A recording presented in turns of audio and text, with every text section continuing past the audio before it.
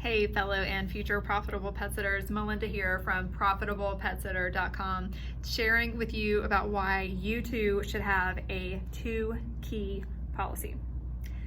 This morning, I'm serving as the on-call manager. I'm responsible for answering any issues that come up with the sitter.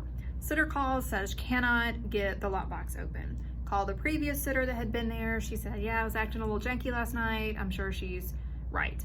Now, this lockbox had been provided by the client. I don't know why they don't just get the lockboxes from us. We can provide them so much cheaper, but that's what they did. At this point, we are like, okay, lockbox isn't an option, so we're gonna use our 2-key policy. That means that I go into the office at my house and I'm gonna go through their folder and find their extra key, because they sign something when they create an account that says we are going to have 2 ways to get in the house. So sometimes that's a key in a lockbox and then a key in our office, or a garage code and a hidden key, or just some kind of combination so that we're not expecting that the one thing that we're planning on working actually working.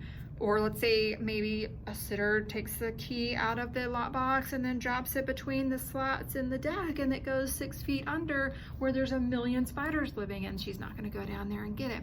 I mean, I'm just saying, as if that had happened. It's happened. It's all happened. That's the only reason we have policies, is because these things have happened more than once, and we decided we're going to create a policy over it. So as a manager on call, I'm looking for the key. Not there. So I look through the instructions in the app and I see there's nothing that says anything about a second set of keys.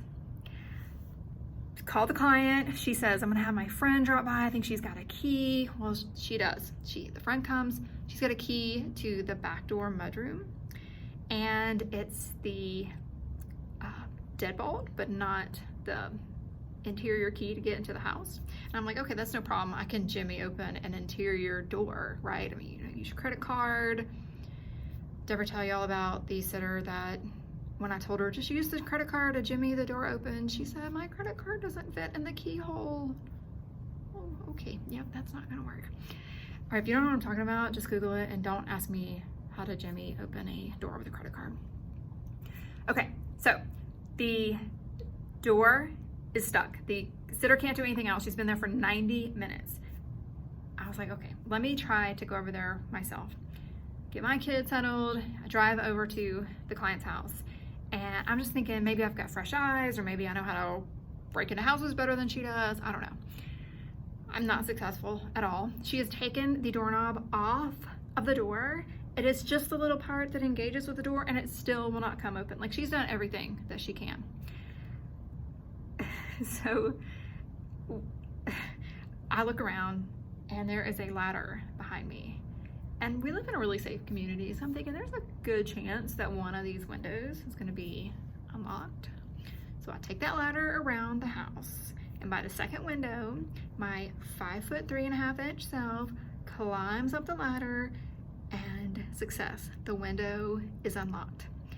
Screen off, in the door, and luckily for me, because I'm so short, there was a container that I could put my foot on to get, into the house once I went through the window. So I was really thankful, because I'm like holding on, in the casing of the window and trying to get in, and I've never met these dogs before, so I'm going in blind, I'm coming in the window. It was all totally fine.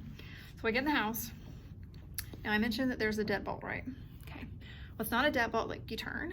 It's a from the inside. It's a deadbolt that you use the key from the inside.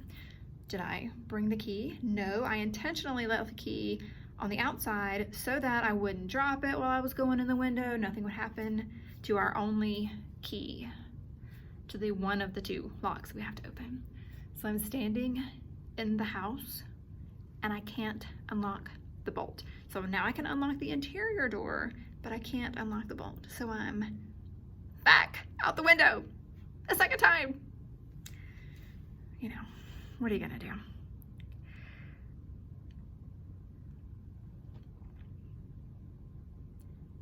Since I'm inside and it's like 2 hours later than what we normally would have been there for a potty break, I rushed to get them outside of the house, and you're never gonna believe this, but I realized that there's a cat in the house also. So I pull that same door shut and I have locked myself back out again. I have to go back in the window. Like, I'm a moron. How did I do this? But I mean, I had the best of intentions. So my point is, the only reason to make a policy is to deal with a situation that has come up a couple times, probably. A one-off is really not a reason to make a rule for everybody. But this was a it wasn't the first time that we had a situation where we needed a way to get back in the house. So who's to blame in this situation? How can we learn from it? You know, I believe that almost every situation that there's a problem, there is more than one person involved. So the client could have had the two options to get in the house like we asked them to.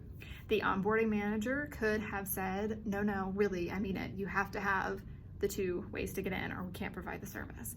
And for me, for my part, I've done the exact same thing that onboarding manager did. Oh, it's okay, you know, you've got the two keys in here, we'll use this lockbox, you're providing the lockbox, be fine. So I could have set a standard where, no, we're really gonna actually use our policies. Crazy, I know.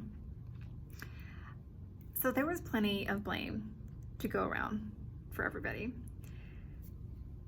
That is really a good thing for me because if I don't have any agency over it, if I don't have any responsibility for what went wrong, then how am I supposed to fix what went wrong later? So this was an opportunity to say, like, really, we have to go by this policy. This is the reason. I had to get my kid somewhere, I had to leave home. The sitter had spent an hour and a half there. The client was interrupted on the trip. The neighbor was interrupted to come bring a key over. That didn't work. I had to go through the window, you know, all the things. So it was a good story. But you know what that client did as soon as she got home? I mean, she wasn't at home 24 hours before she wrote a 5-star review. And a lot of clients write reviews. Maybe she would have written a review just because we asked for the review, just like we do every time. But this case, she had a story where we went way above and beyond and we made sure that her pets got out. And we didn't just say, hey, you should have done what we asked you to do. This is your problem, get the door open and then we'll go visit them. Everybody jumped in, worked as a team, made it happen, and we all assumed the best. We all knew that we wanted the pets taken care of. We all knew that the client couldn't really do that much from where they were, and we got it accomplished. So implement a 2-key policy, and then, this is the crazy part, use the 2-key policy. Talk soon.